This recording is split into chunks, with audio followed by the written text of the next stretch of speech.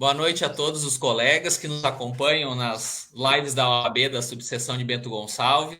É um prazer tê-los, vocês participando conosco de mais uma live aqui importantíssima para a advocacia e para a sociedade que nos acompanha virtualmente. Agora eu acho que vão dar o nome de TV OAB Bento Gonçalves, porque toda semana tem eventos. É um privilégio nós termos aqui a presidente da comissão especial de direito previdenciário, doutora Frauviana, bem-vinda. E aí agora já vamos falando que nós não vamos usar os pronomes de tratamento, e é só nessa primeira apresentação, e o doutor Rodrigo Culler, da Justiça Federal, que é o nosso convidado da noite. Estamos quase o Danilo Gentili aqui, o convidado da... Seja bem-vindo, doutor. Muito E como todo obrigado. mundo espera a participar, todo mundo quer ouvir o senhor e não a mim, então fique à vontade, Frau. A live é toda tua, Rodrigo, fica bem à vontade aí. Estamos à disposição dos colegas que querem fazer questionamento. Eu vou colocando na tela aqui para vocês visualizarem, tá?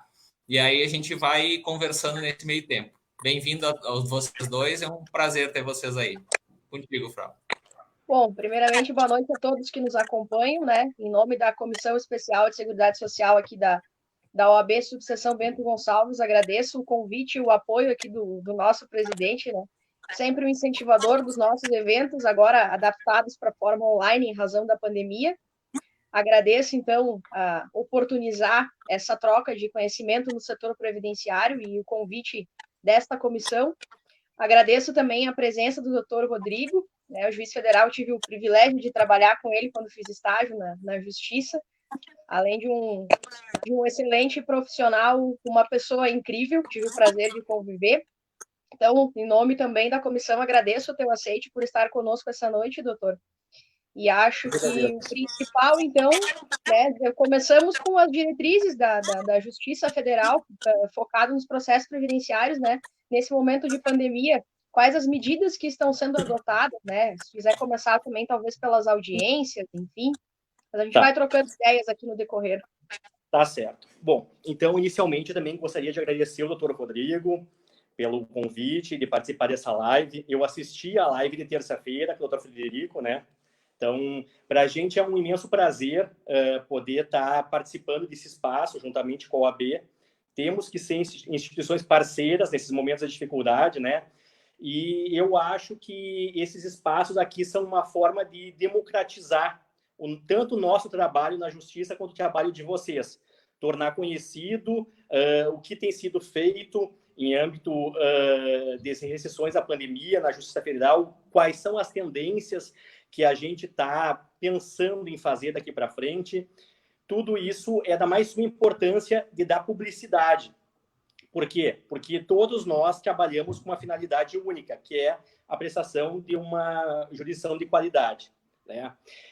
Em âmbito da Justiça Federal, como o doutor Frederico já havia falado, a gente tem uma vantagem, que é o processo eletrônico, né? Então, os nossos processos não estão parados. Eles estão em pleno andamento. A gente só tem duas grandes dificuldades, né? Pelo fato de o tribunal e a seção judiciária terem vedado o acesso ao prédio, a gente não pode realizar perícias e audiências, tá? Então, qual é o nosso passivo hoje de perícias e audiências em âmbito da Segunda Vara Federal de Bento? Abre um parêntese. Quando eu falo Segunda Federal de Bento, em termos de número, eu estou falando tanto da nossa vara previdenciária quanto dos processos da nossa unidade avançada em Nova Prata, tá? Que também são conduzidos pela gente. Hoje, nós temos, aguardando perícia, 400 processos em Bento Gonçalves, 100 processos em Nova Prata, 500 processos, tá? Justificação administrativa para fins previdenciários.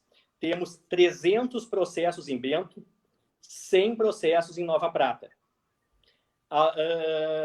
E audiências, a gente tem em torno de 45 audiências em Bento, mais umas 3, 4 em Nova Prata. Então, temos um bom acervo de processos parados, dependendo da realização desses atos, né? Então, isso nos causa um certo desconforto, né? Porque, na verdade, em que pese a gente consiga dar andamento para os processos em que não dependem de audiência e de perícia, como acontece nos processos de atividade especial, de algumas revisionais, a gente tem processos que a gente não está conseguindo tramitar, infelizmente.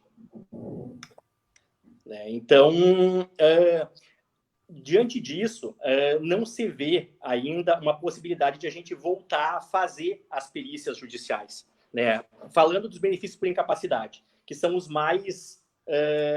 a situação mais grave, ao meu ver. Por quê? Porque a parte, ela está impossibilitada de trabalhar, está doente, né? Ela está num momento delicado em que ela não poderia, em tese, nem se deslocar. Muitos deles são grupo de risco e eles não podem fazer a sua prova para obter o seu benefício previdenciário, né?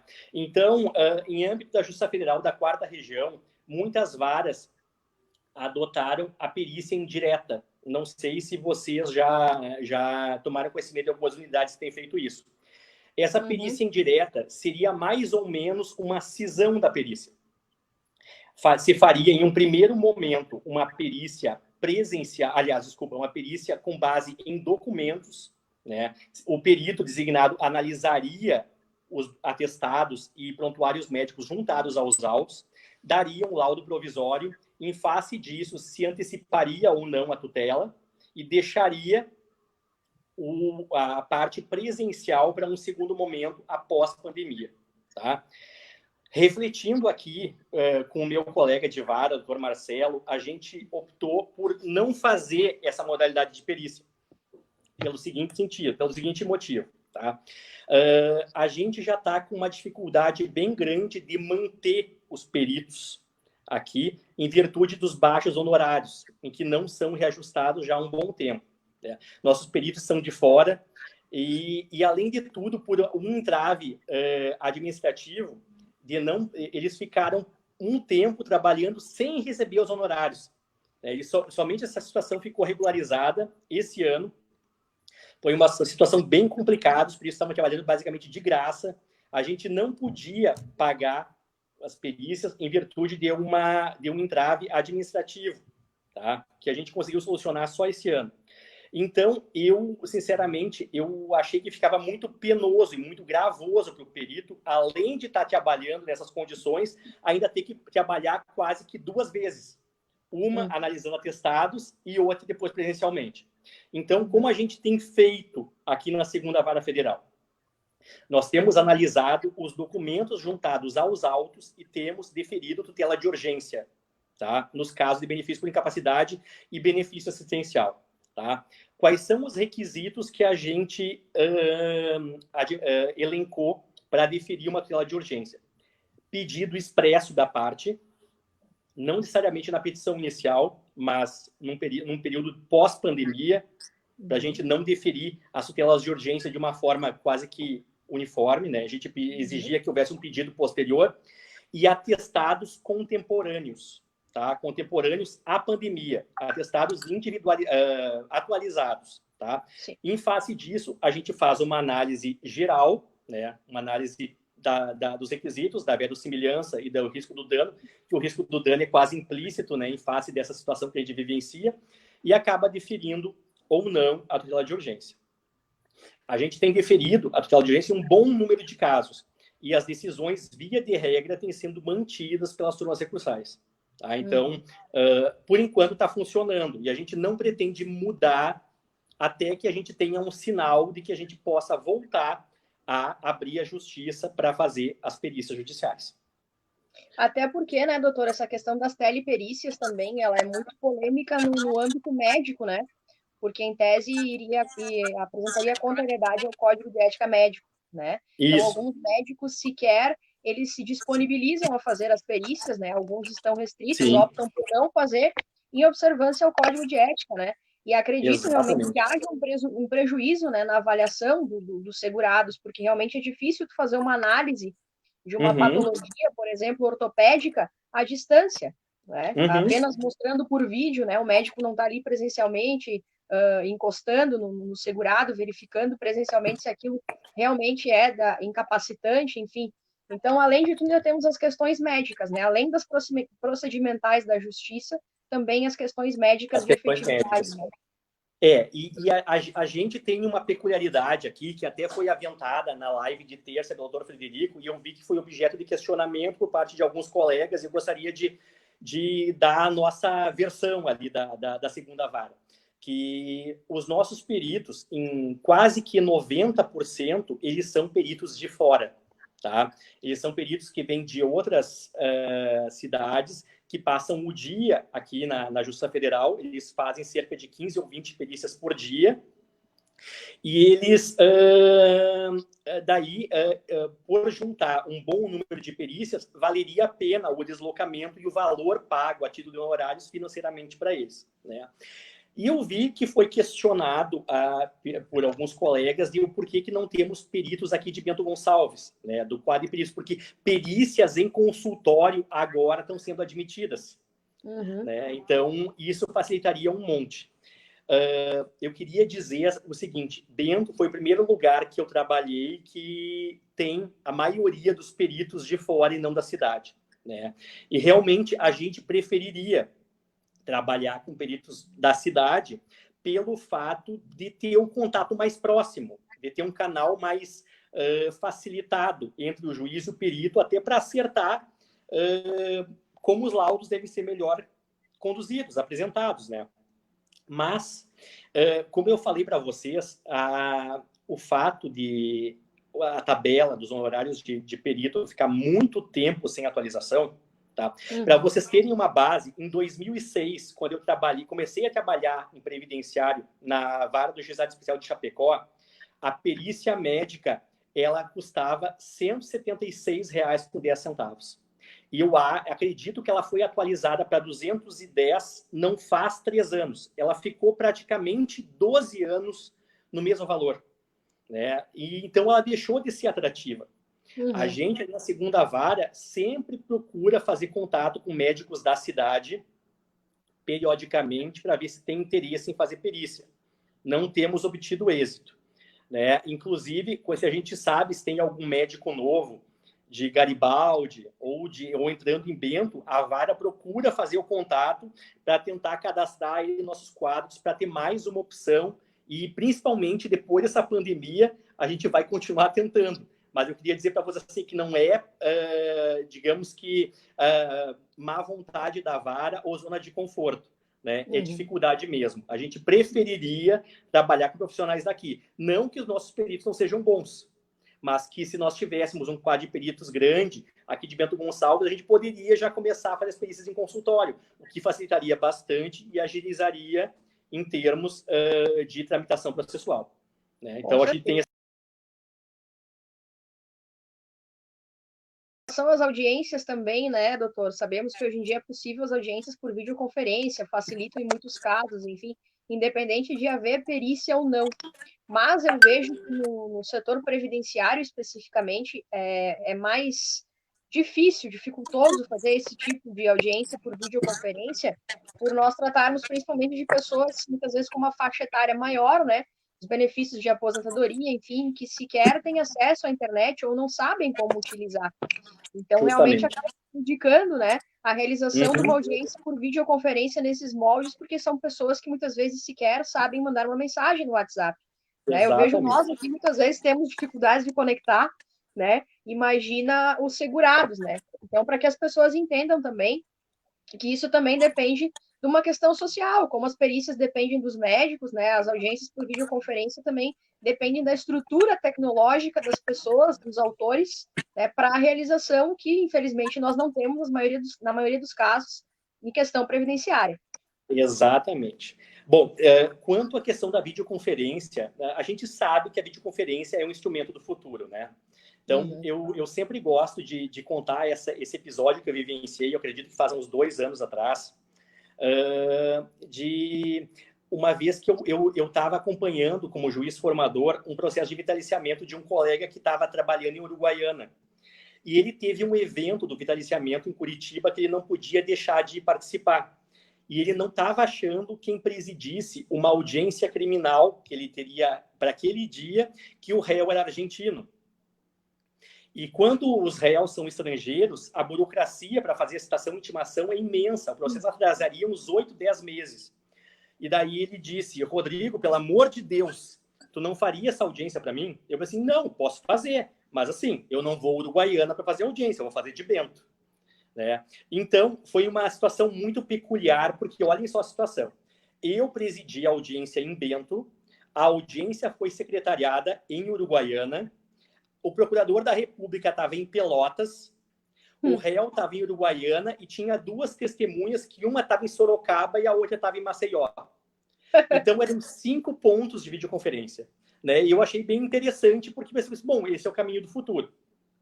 Mas quando eu me deparei com a possibilidade de fazer a teleaudiência aqui na época da pandemia, em previdenciário, eu pensei justamente no que tu falaste, Frau. Vou te chamar de Frau, porque a gente trabalhou junto. Claro. Tá? Então, e aqui a gente está entre amigos, então não precisamos de mais formalidades, como foi noticiado, combinado anteriormente. Né? Com certeza. Então, como tu bem falaste antes, eu acho assim que tanto as testemunhas quanto as partes do direito previdenciário são pessoas que não têm acesso à tecnologia como a gente tem. Então, a gente pensou o seguinte, se é para evitar um deslocamento, né, a gente acabaria fazendo com que a parte tivesse que ir pelo menos até o escritório do advogado, para o advogado orientar elas ou entrar na plataforma em que fosse a audiência para fins de que o ato pudesse sair. Né? Daí eu pensei, se é para expor as partes e os advogados a alguma aglomeração, não teria por que a gente não fazer isso no âmbito da justiça. Né?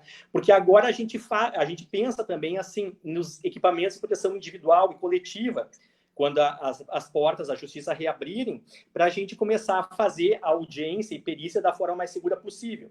Está se aventando já em que haja, por exemplo, a semelhança do que a gente vê no comércio, divisórias de acrílico para separar, tipo, tanto os juízes quanto as partes, para evitar que haja um contato mais próximo. Né, mas tudo isso é uma questão assim que está apenas se aventando. Quando quando houver uma sinalização por parte do tribunal de que a gente vai poder realizar atos dentro da justiça, dentro das dependências do fórum, a gente vai poder daí avaliar de uma forma local as necessidades e daí pleitear a aquisição desses equipamentos. Mas é uma coisa assim que a gente está pensando em fazer para o quanto antes a gente começar a fazer esses processos andar, né? Porque considerando o número que tem e o fato de que a gente não vai poder fazer aqueles mutirões de audiência, mutirões de perícia, porque isso também envolve aglomeração. Então, isso vai um bom tempo até a gente conseguir dar conta do passivo. Porque até já se veio uma instrução, em termos de perícia, que haja um espaçamento maior entre os atos, quando ela sair. Para que um autor, por exemplo, os acompanhantes não encontrem o outro e não tenham que entrar junto nas dependências da justiça. Né? Então, a gente tem mais essa dificuldade. O número de atos a ser realizados por dia, o que torna ainda menos atrativo para os peritos que vêm de fora. Né? Então, é uma situação muito complicada. Rodrigo, deixa eu aproveitar, já que tu está falando nesse assunto, o primeiro questionamento que a gente teve de colegas que estão participando da nossa live é nesse sentido. Eu vou colocar aqui na tela para vocês verem, que é da nossa conselheira subseccional, doutora Francesca. Muito obrigado pelo questionamento, que ela está perguntando qual seria esse prazo estimado para a retomada dos atos presenciais, para matar esse estoque de processos que a gente... Então, infelizmente, não posso dar esse prazo agora, porque o que acontece? Quando o tribunal ele baixa as normativas para a gente, as instruções, ele diz, a normativa sai assim, até o dia tal não será reaberto, mas ele não fala que no futuro será reaberto. Né? O que nós já temos de concreto quanto a isso? Tá? Possibilidade de realização de perícias em consultório. Nova Prata, já temos algumas perícias que vão ser designadas em consultório. Tá? Em Caxias do Sul, temos um perito cadastrado, que agora nós intimamos a parte autora para ver se ela concorda em ser periciada em Caxias e se ela tem meios de se deslocar, né? Para haver uma concordância das partes, né? Então, a gente já começou a tentar sair pelo lado da perícia em consultório quando temos profissional e temos concordância de ambas as partes, né? Mas a reabertura do prazo, eu não tenho como afirmar, infelizmente, porque nem o tribunal aventou isso concretamente. Até nessa cena aí tem um outro questionamento da doutora Grace, essa colega, que ela pergunta quanto à equalização das distribuições das demandas previdenciárias, né? Então, a equalização da distribuição é uma coisa que... É engraçado que os colegas fazem perguntas e eu não tenho as respostas, porque nem mesmo a gente entende as regras de equalização. Tá? Porque o próprio sistema ele tem um algoritmo que faria o cálculo da equalização de competências, tá? Da distribuição. Só que a gente percebe que da nossa micro-região aqui, de Bento, Caxias, que atenderia também Pelotas, aliás, desculpa, Bagé, que eu não sei por qual motivo, a única que teria distribuição para mais que a média seria Caxias. Então, em tese, Bento e Bagé deveriam receber processos de Caxias e não doar. No entanto, a gente tem percebido que temos processos nossos tramitando em Bagé, temos processos nossos tramitando em Caxias, temos processos de Caxias e de Bagé tramitando aqui. Então, assim, a gente está constantemente informando a TI para esse tipo de problema que tem dado. Tem meses que a distribuição não sai equânime. Então, assim, esse algoritmo ainda tem muitas questões a melhorar, porque não está sendo fidedigna e não está sendo justa, né? Então, aonde está sendo o erro, eu não saberia dizer, porque eu realmente sou um iniciante em termos de tecnologia. Mas eu afirmo que não está sendo justo esses critérios, como eu disse, e a gente está comunicando a TI para tentar resolver essa questão. Não, até porque o questionamento dela vai além disso também da equalização, doutor, é se isso vai permanecer só durante a pandemia ou a tendência é que se mantenha isso nesse formato assim? Na verdade, a equalização de competências é uma coisa pré-pandemia. Né? Recentemente, a gente teve aquela adequação das varas. Por exemplo, Bento não tem mais competência criminal. Bento só tem agora competência, uma vara civil, competência civil genérica e uma vara previdenciária. Tá? Frederico então, deve estar triste, né? Exatamente. Justamente a matéria o laboratório para as pesquisas dele, ele acabou perdendo, né? Enfim. Mas, e daí o que acontece? Isso, à medida de que se redefiniram as competências, o intuito foi justamente esse, equalizar as distribuições. Aí que se formaram os grupos, tá? Então, essa questão da equalização é uma coisa que é pré-pandemia e vai continuar havendo depois. Porque a ideia é justamente equilibrar a força de trabalho. Nós tínhamos varas no interior do estado com distribuição muito pequena e varas perto de Porto Alegre que tinha uma distribuição absurda e ninguém sabia o motivo. Né? Então, justamente assim, onerava demais alguns servidores e desonerava outros. Então, agora a Justiça Federal da Quarta Região como um todo, ela tem como meta equalizar a força de trabalho. Ah, que bom. Frau, tem mais uma pergunta aqui online, que essa aqui eu não posso deixar de fazer, que é do nosso ex-presidente Felipe Possamay, sempre participativo nas nossas lives aqui, né?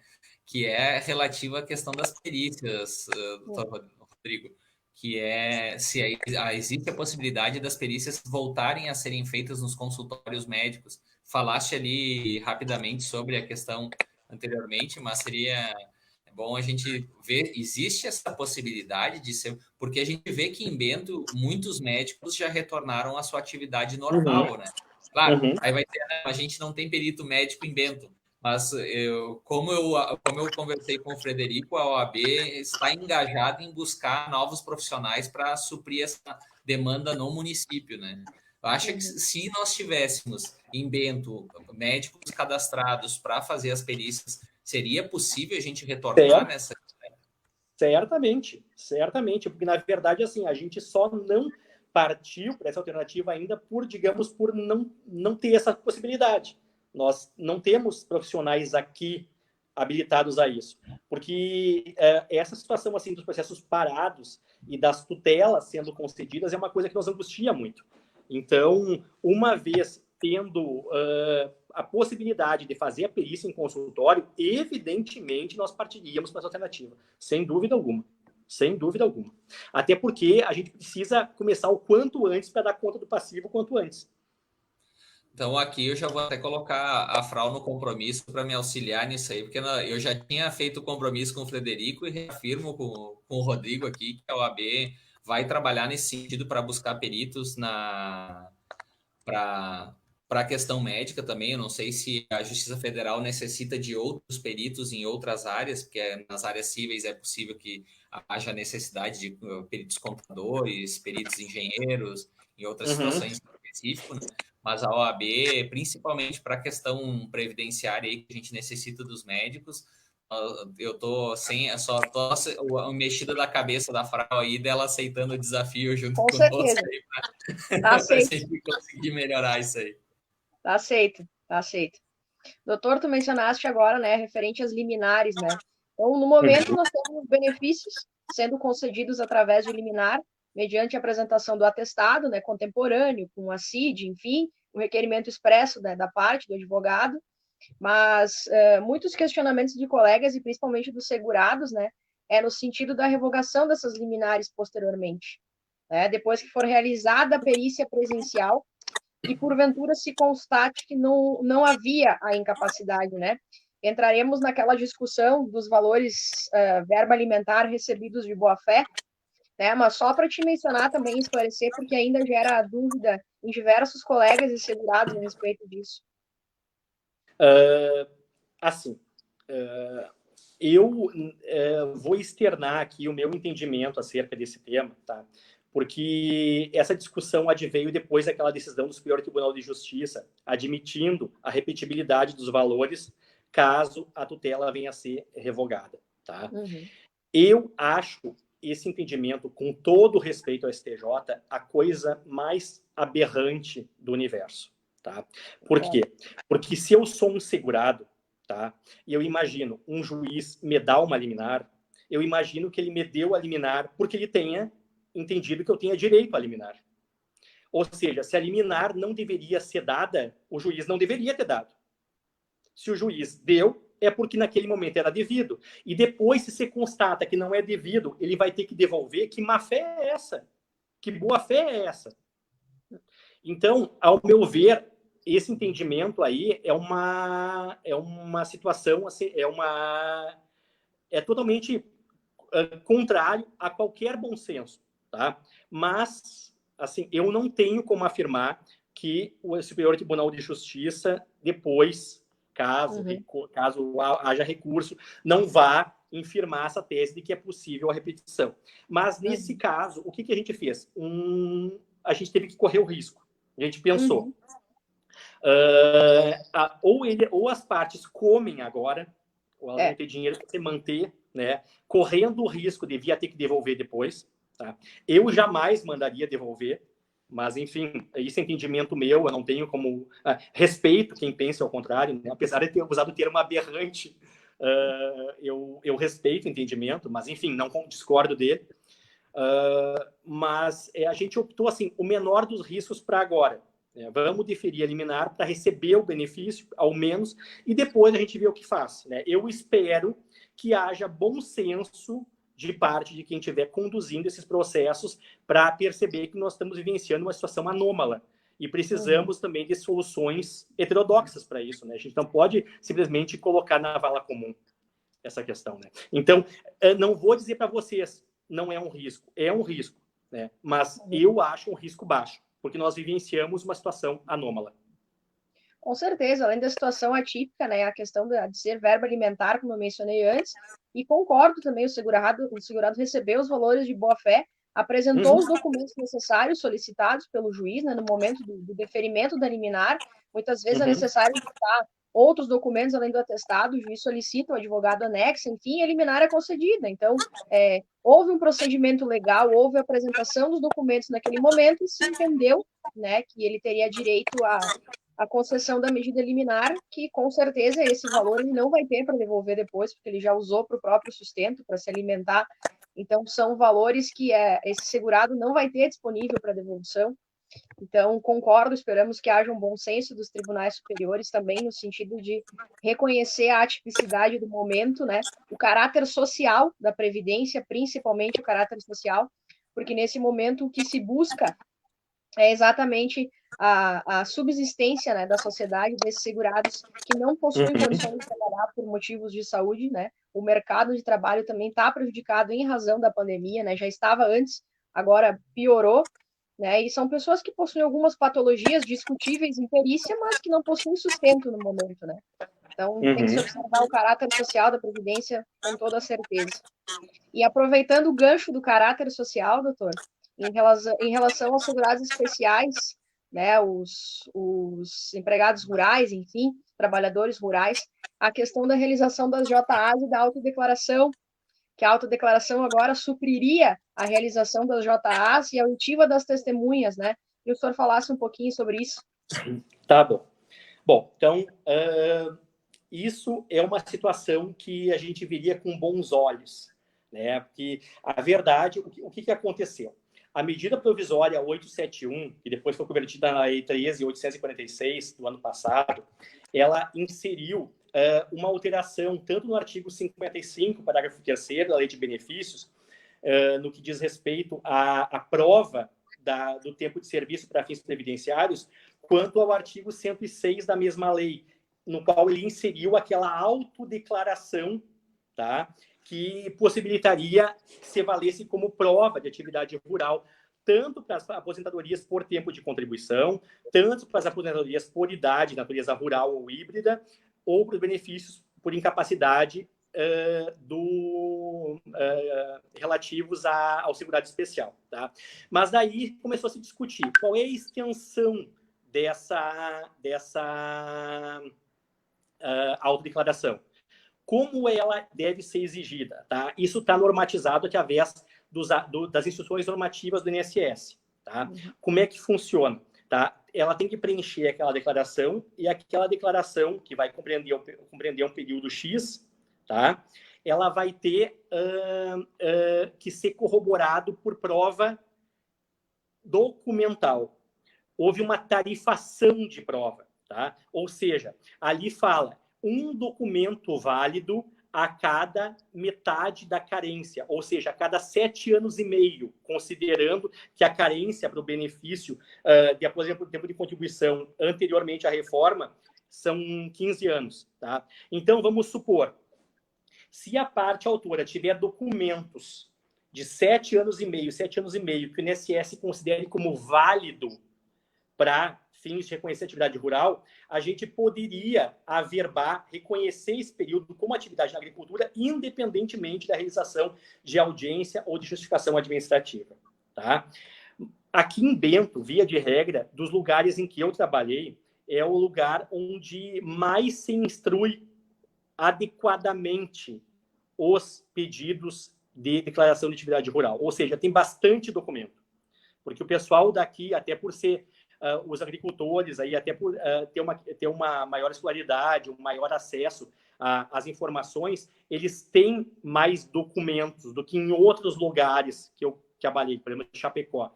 Chapecó praticamente está quase só certidão do INCRA quando eu cheguei lá. Não tinha quase mais nada. Então, aqui, raros são os processos em que não tem nota de produtor. Né? Então, tendo nota de produtor, tendo certidão de nascimento de filho, de irmão, etc. e tal, por um período X, a tendência é que o INSS reconheça. Tá?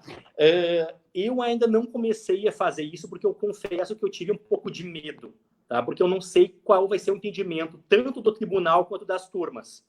Tenho medo de pegar e adotar um entendimento e daqui um pouco voltar tudo anulado para fazer audiência. Então, eu estou segurando um pouquinho. Até porque eu não sei, eu estou pensando em me reunir com os procuradores do INSS para ver qual é o posicionamento do INSS com isso, da autarquia com relação a isso. Tá? Porque eu tive só um caso em que eu fiz como teste, que foi designada a justificação administrativa, tá? E ela tinha ficado para daqui a um período relativamente distante, né? E daí a advogada pediu o cancelamento da justificação administrativa com base nessa alteração advinda da Lei 13.846, tá? E daí, o que eu fiz? Eu converti em diligência e mandei para o INSS se manifestar sobre a possibilidade de acordo. Porque amparo legislativo nós temos com relação a isso. Dependendo da sinalização que a gente tiver, a gente pode começar a adotar esse entendimento. Mas a nossa ideia já é agendar uma reunião com os procuradores para verificar essa questão relativa à despesa das audiências. Até porque, o que se vê aqui em âmbito previdenciário? Uma situação muito grave. O INSS ele teve uma perda muito significativa de estrutura, porque muitos servidores se aposentaram e agora, por causa da PEC do congelamento, essas vagas não podem ser supridas. Então, a estrutura do INSS caiu muito. Os processos administrativos, como vocês bem devem saber, estão demorando para se tramitar, demorando para haver decisão, tanto de negatória quanto de deferitória. Daí vocês imaginem um passivo de justificações administrativas, né? Então, o que a gente puder fazer para evitar isso e evitar que os processos se alonguem no tempo, a gente vai ter que procurar uma alternativa. Dentre elas, buscar um convencimento, um acerto conosco, entre a gente e os procuradores do INSS, para fins de verificar em quais casos a gente pode dispensar a audiência.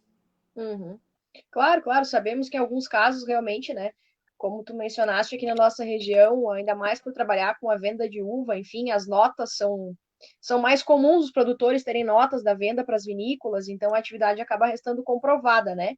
Mas acredito que o grande problema seja de pessoas que hoje em dia residem no nosso município, mas que antes residiam em regiões de fronteira, enfim, e possuem pouca prova documental em relação à comprovação da atividade rural, né? Então, nesses casos, entendo que a realização da justificação seja imprescindível. Porém, nesse momento que nós, advogados, estamos percebendo do INSS, ainda um pouco antes da pandemia, é a resistência, né, em realizar esses atos de justificação e o simples indeferimento do benefício, né, que acaba prejudicando a produção de provas, enfim, depois tudo é discutido na via judicial. Mas, realmente, alguns casos devem ser vistos de uma forma mais pormenorizada em razão disso, né? Eu acho que a tendência do INSS, exatamente pela questão da estrutura reduzida, é cortar as justificações administrativas. Mas isso prejudica muito o processo administrativo para nós, advogados, para os segurados, porque aí é necessário o ingresso na via judicial também para conseguir comprovar, para realizar a produção dessa prova, também acaba acarretando, né, um número maior de processos na via judicial. Então, realmente é uma conversa para se ter com os procuradores do INSS para tentar uniformizar essa questão, né, para não prejudicar os segurados também. É verdade. Outra coisa que eu queria comentar, que eu tinha esquecido de falar, quanto à questão das tutelas, tá? O INSS, ele muitas vezes ele deixa de processar o pedido administrativo, tá? Quando o atestado médico não contiver a data em que em tese incapacidade vai cessar, tá? Então isso também tem motivado muitas vezes ingresso na via judicial, tá? A gente pediu uma orientação, a gente teve um acerto a nível de Justiça Federal da 4ª Região como um todo, com o órgão INSS, que é a SEAB, de que, não havendo prazo de fixação da DCB, a data de cessação do benefício, a gente fixasse as tutelas em 4 meses, 120 dias. Tá? Então, via de regra, a gente está deferindo essas tutelas com esse prazo determinado, tá? Até porque a gente espera que daqui a 120 dias a gente já consiga fazer perícias, porque senão a situação vai ficar bem complicada, né? Com Enfim, certeza. era só esse parênteses que eu queria mencionar aqui. Agora eu vou trazer um assunto bem polêmico aqui, bem debatido entre os colegas previdenciaristas, que é a questão da implantação dos benefícios após o trânsito em julgado dos processos. Nós vemos aí que o INSS está com muita dificuldade na implantação dos benefícios, né? Nós temos decisões, aí eu tenho colegas que trouxeram para mim casos com decisões de janeiro, onde foi determinada a implantação do benefício, o INSS já foi intimado, reintimado, e até agora o benefício não foi implantado e a parte está sem receber os valores, enfim, se discute a questão da multa diária, mas o fato é que o INSS não tem cumprido as decisões judiciais, né? Não tem.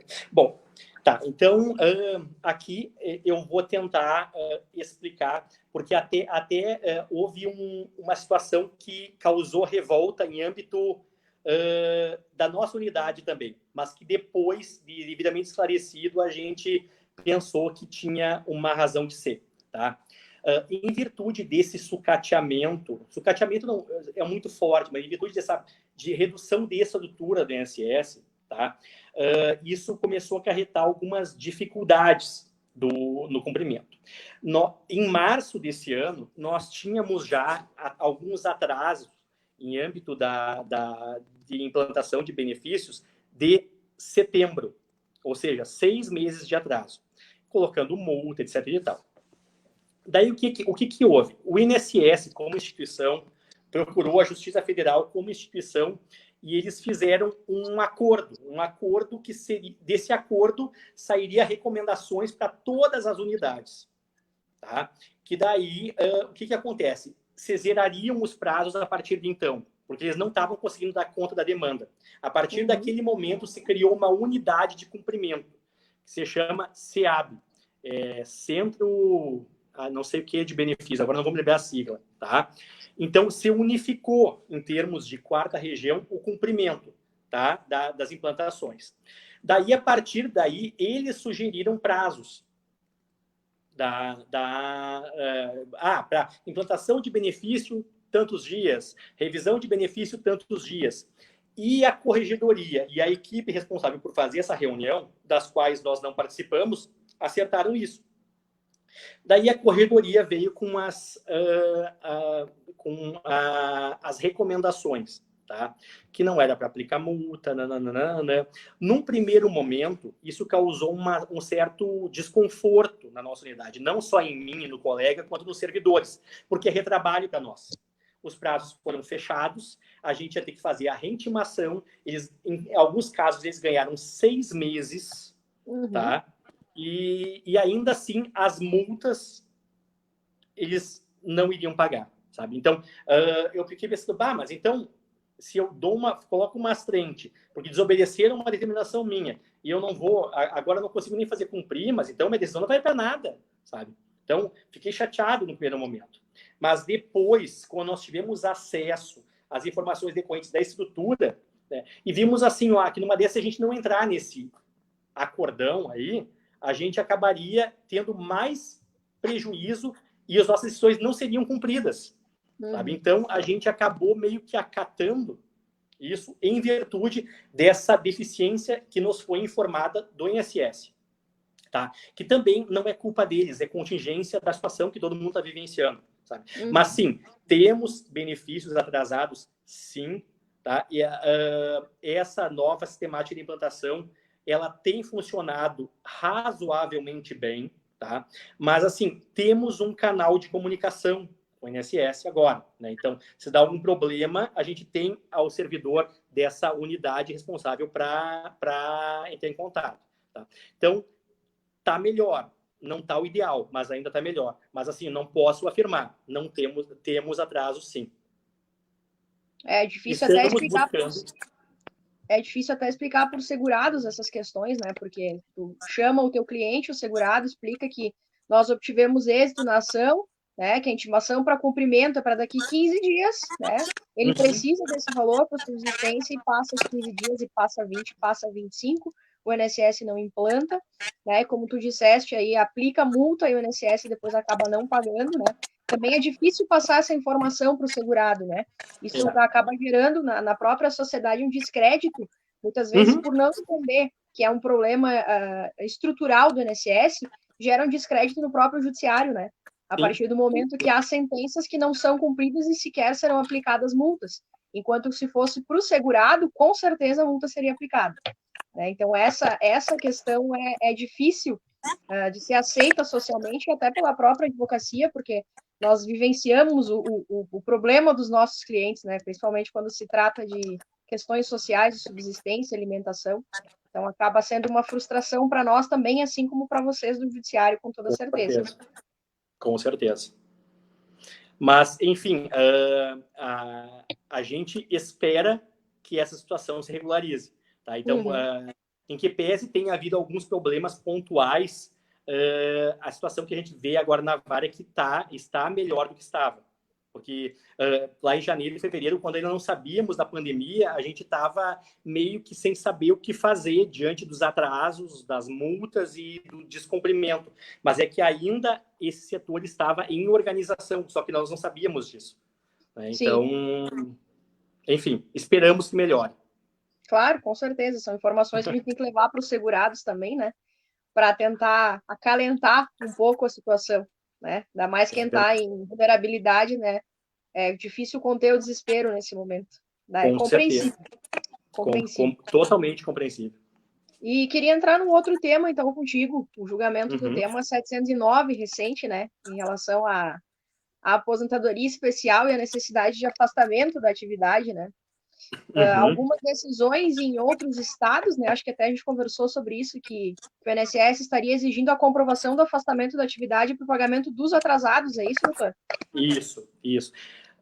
Na verdade, isso aí é tudo muito recente. Ainda eu li a decisão do STF e confesso que, apesar de perceber que o intuito dele foi condicionar a implantação da aposentadoria especial ao afastamento da atividade insalubre, aquele dispositivo ficou meio confuso. A conclusão do voto tem tópicos que não estão muito claros, que precisam ser aclarados.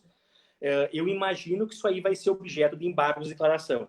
Tá? Não que vá ter teor infringente, mas eu acho que tem situações que tem que estar melhor esclarecidas. Né? Mas tem vários tópicos a ser analisados aqui, porque como é o entendimento do TRF, a inconstitucionalidade do artigo 57, parágrafo 8º, 58, parágrafo 7º, nunca me lembro qual é, eu sempre confundo um ou outro, da Lei de Benefícios, 58, parágrafo 7º? 57.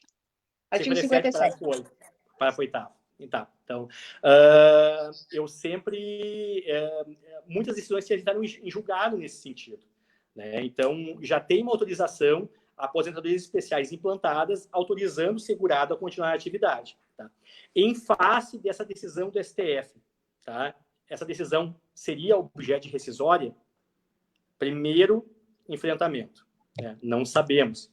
Passado o prazo da rescisória, aí outro questionamento, porque é uma decisão do STF, entendimento do STF, que uma interpretação inconstitucional é equivalente a uma lei inexistente.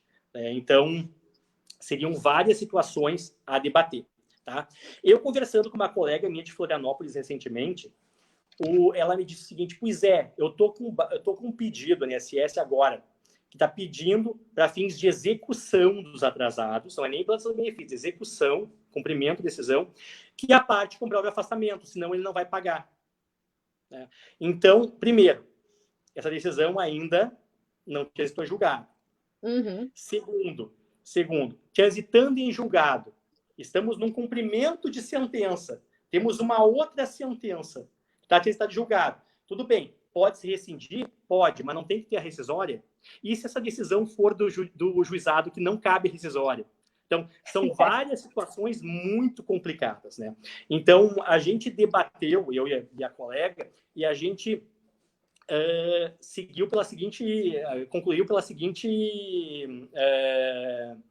linha, né? De que se o INSS quisesse almejar o não pagamento, ele teria que comprovar o afastamento. Não pode querer que a parte comprove para obter isso daí, comprove que se afastou. Não, ele que tem que comprovar que ela continuou. E ainda assim isso seria questionável.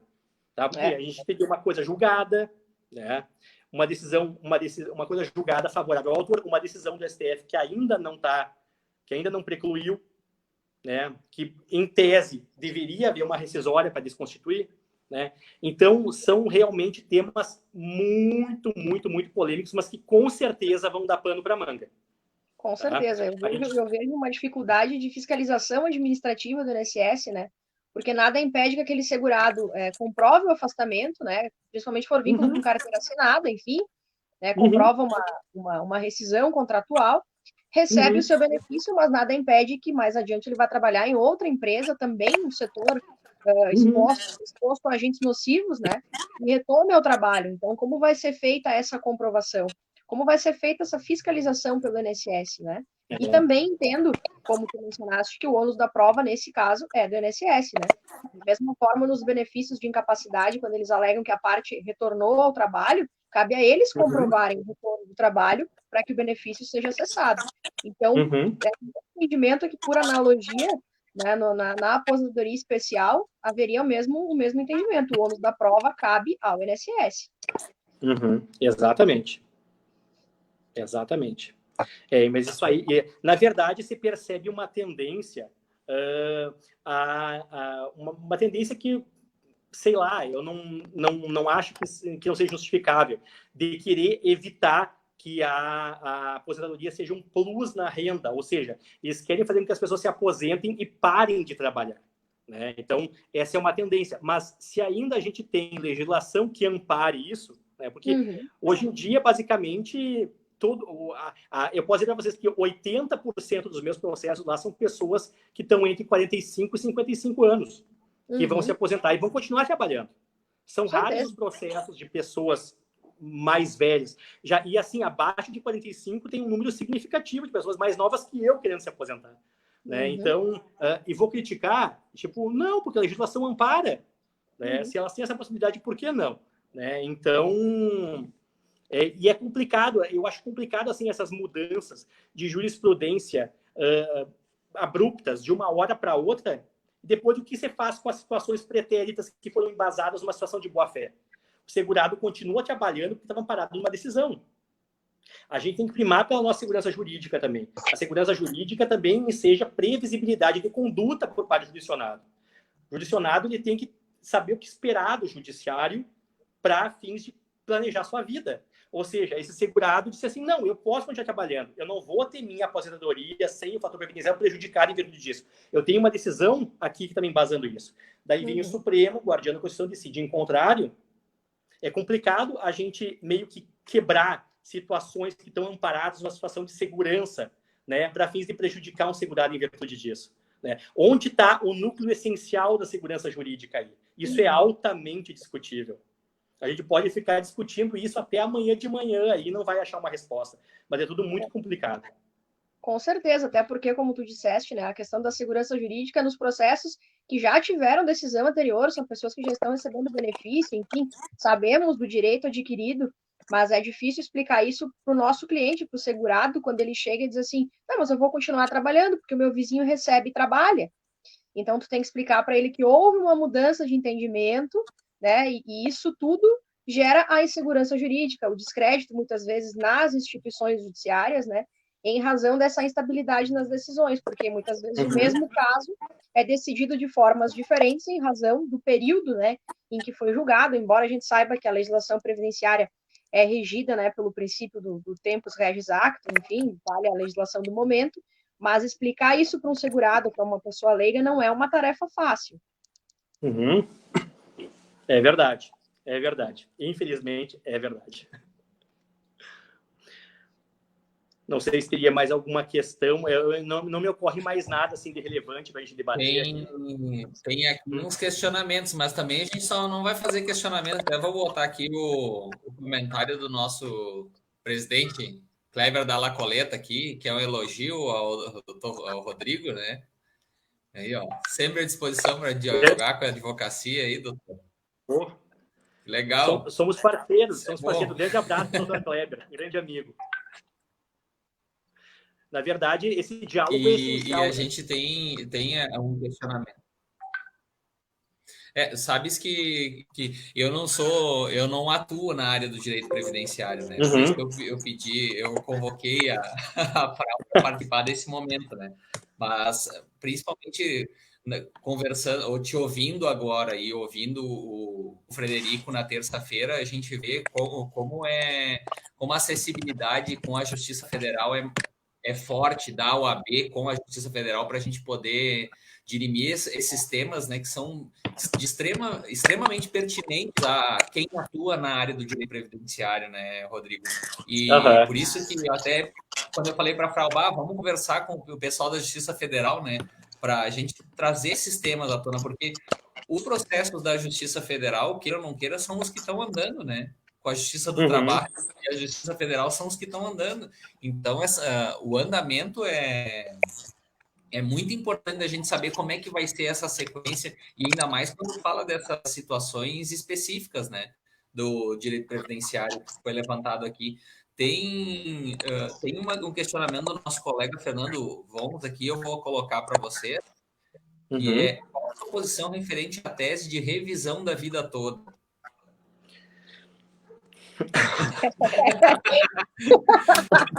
Pegou no pulo do último minuto, hein? Vamos começar outra live agora. Essa revisão da vida toda, eu estava inclinado pela legalidade, pelo deferimento, tá? Mas agora isso, infelizmente, vai ficar sobrestado, né? Então, essa tese jurídica aí vai acabar sendo uniformizada, né? E a gente vai ter que acatar. Mas, na verdade, eu já estava começando a estudar o tema e estava me inclinando pela tese de que realmente ela era devida, era legal essa tese e ela deveria ser deferida. Mas a gente já começou a sobrestar os processos em virtude da determinação superior, né? Quantas perguntas aqui, Frau, eu tenho bastante elogios, né, dos colegas que estão acompanhando a nossa live. A gente teve uma visualização maciça e é legal que o impacto social que tem digo social, principalmente da advocacia, né, é muito forte e muito interessante, porque muitas pessoas, até mesmo que não atuam na área específica que a gente está discutindo nas lives, está participando, e é muito bom ouvir daqueles que estão lá do outro lado também, do que a gente fala aqui, o judiciário é um lado do balcão, nós advogados somos o outro lado do balcão, né? A gente conseguir trocar essa ideia, é muito importante isso, e aqui, né, para o nosso compromisso como OAB, de trazer essa proximidade da Justiça Federal com a advocacia da nossa região. Uma pergunta que eu queria fazer para o senhor, que o Frederico me disse que tu ia responder, porque tu sabia. Que responsa! Nossa, vou pegar aí depois. Quantas cidades são da circunscrição da Justiça Federal de Bento? Ai. Eu vou confirmar isso agora, mas me parece que são 30 e pouquinhos. Deixa eu só dar uma olhada. Eu vou confirmar isso aí agora, só um pouquinho. 30 e pouquinhos, aí a gente... Quantas pessoas a Justiça Federal atinge aqui, né? Na nossa região, né? Muitas, muito mesmo. Deixa eu só dar uma olhadinha agora aqui se eu consigo acessar. Deixa eu ver. Agora, só porque eu quero, eu não vou achar esse institucional, ver se eu acho aqui. Só porque eu quero agora rápido, não dá. Eu tinha na minha cabeça que era aproximadamente 18 cidades, que é mais ou menos. Eu acho que são mais. Espera aí só um pouquinho. Cidade sede. Nossa, 32 cidades é gente que não termina mais, hein? Não, eu não vou mentir. Peraí que agora eu estou no lugar certo. Só um pouquinho aqui. Bento Gonçalves. Vamos ver aqui. 1, 2, 3, 4, 5, 6, 7, 8, 9, 10, 11, 12, 13, 14, 15, 16, 17, 18, 19, 20. Não são 30 e poucos. 20, 21, 22, 23, 24, 25, 26. 28. Foi por pouco, hein? Foi por pouco. Mas mesmo assim é um número considerável, né? Se a gente for colocar na abrangência a quantidade de pessoas que atinge na macro-região. Sim. E é uma região... Bento, para fins previdenciários, ela tem uma peculiaridade, né? Eu sempre gosto de falar isso. Aqui, os processos de benefício por incapacidade, eles não são um número expressivo. né? Por exemplo, em Chapecó, onde eu trabalhei, em outros lugares, 70%, 80% de distribuição era benefício por incapacidade. Bento não é assim. Bento, a maioria é aposentadoria por tempo de contribuição, muitas das vezes somando tempo especial e tempo rural. Tá? Então, é uma jurisdição mais trabalhosa, mais, digamos assim, detalhista que as demais. Em Nova Prata, na UAA, a gente já tem bastante benefício por incapacidade. Eu não consigo entender o motivo, né? Porque, na verdade, assim, é a mesma colonização, né? São duas cidades de colonização italiana, né? Então, não, são próximas entre si, mas tem essa peculiaridade. Eu nunca tinha visto isso acontecer, mas em Bento acontece. Temos poucos na proporção benefícios por incapacidade aqui. Nessas 28 cidades. Né? Oi? Olha só que divergência, né? Uma curiosidade, são cidades vizinhas, com a mesma cultura, a mesma colonização. Eu sempre gosto de dizer, o italiano gosta tanto de trabalhar que trabalha até quebrado. Ele não pede auxílio-doença. Né? Então... Isso é uma verdade. É verdade.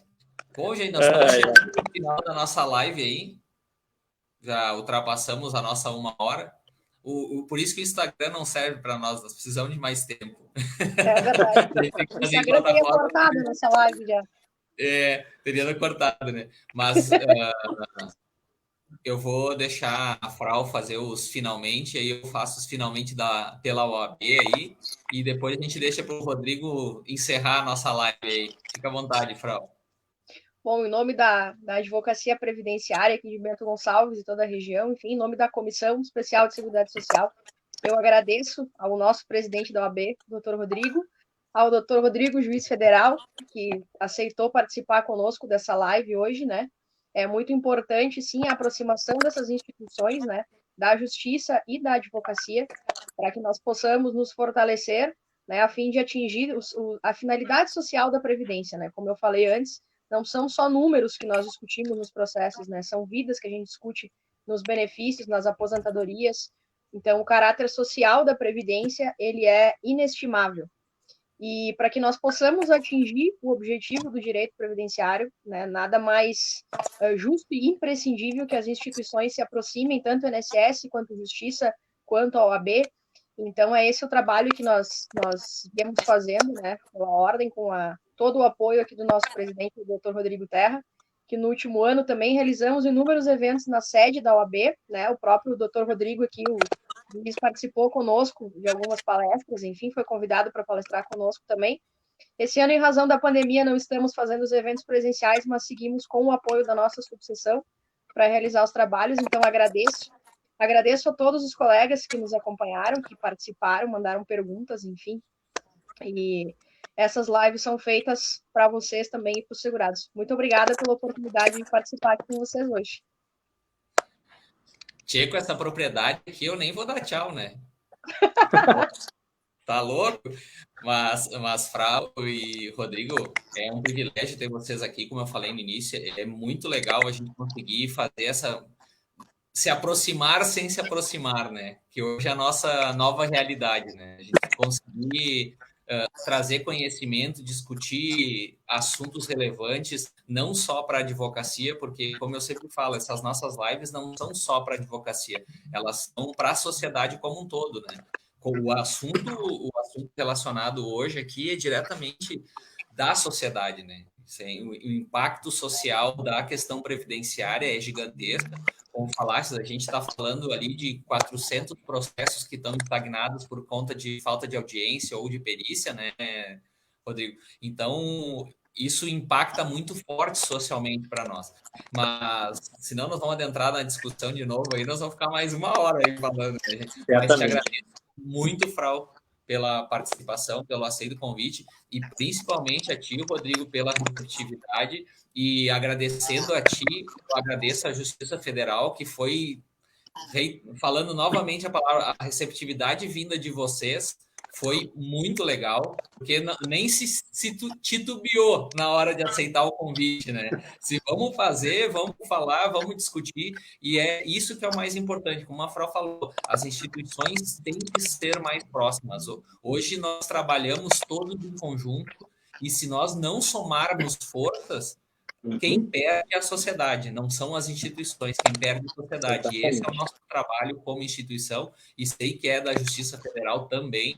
Nós, como OAB, a gente tem um trabalho incessante e incansável, até porque eu falo, eu estou aqui em São Paulo, estou fazendo live com vocês no Rio Grande do Sul a semana inteira, e é esse negócio, não importa o tempo, nós temos que fazer o melhor trabalho possível.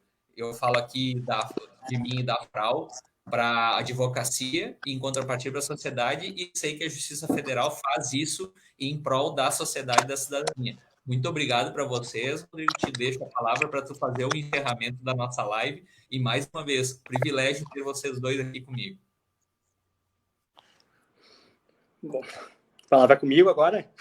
Por favor, toda tua. Tá. Bom, então tá. Eu também, para mim, eu me sinto muito honrado de estar aqui com vocês, falando em nome da Justiça Federal agora, assim, porque para a Justiça Federal é muito importante essa aproximação institucional, né? Se a gente pensar em termos de sinergia, às vezes 1 mais 1 não são 2, são 3, né?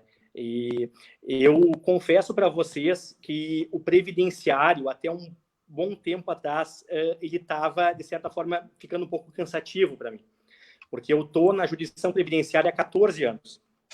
Então, eu estava me sentindo necessitado de novo desafio, até o momento em que houve a redefinição de competências aqui em Bento, eu pedi para o tribunal para me tornar juiz da vara civil, para oxigenar um pouco, para, enfim, para mudar um pouco de áreas e ter que estudar coisas que há muito tempo eu não estudava, né? E a corregedoria entendeu que era melhor eu continuar no previdenciário. E eu, como obediente que sou, não questionei, né? Enfim, pedi, não levei, então aceita que dói menos. Mas, enfim, hoje eu vejo que na verdade, foi bom eu ter continuado no previdenciário. Por quê? Primeiro, porque agora, com essa pandemia, a gente não tem só um desafio social, a gente tem um desafio social num momento de pandemia. Todo mundo teve que se reinventar, todo mundo teve que alterar procedimento de vara, porque não tem como continuar uma tramitação normal diante de um quadro anormal. Então, eu confesso para vocês que esse home office aqui, para mim, ele está sendo até mais trabalhoso, mais desafiador do que o tempo que eu trabalhava no gabinete. Porque, na verdade, assim, todo dia surge uma coisa nova, uma questãozinha para resolver, geralmente envolvendo essa dificuldade que a gente vivencia hoje. E se é alguma coisa que eu aprendi, é que a realização profissional da gente não se dá por mudar o mundo. Ninguém muda o mundo, né? A gente tem que se realizar mudando pequenos universos, né? Tipo, a pequena contribuição que tu levar para a dignidade de uma pessoa, para ela viver melhor por um determinado tempo, isso tem que trazer realização profissional.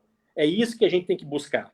E a gente não conseguiria, nós, instituição, não conseguiríamos um total êxito nessa finalidade se a gente não contar com contribuição de outras entidades.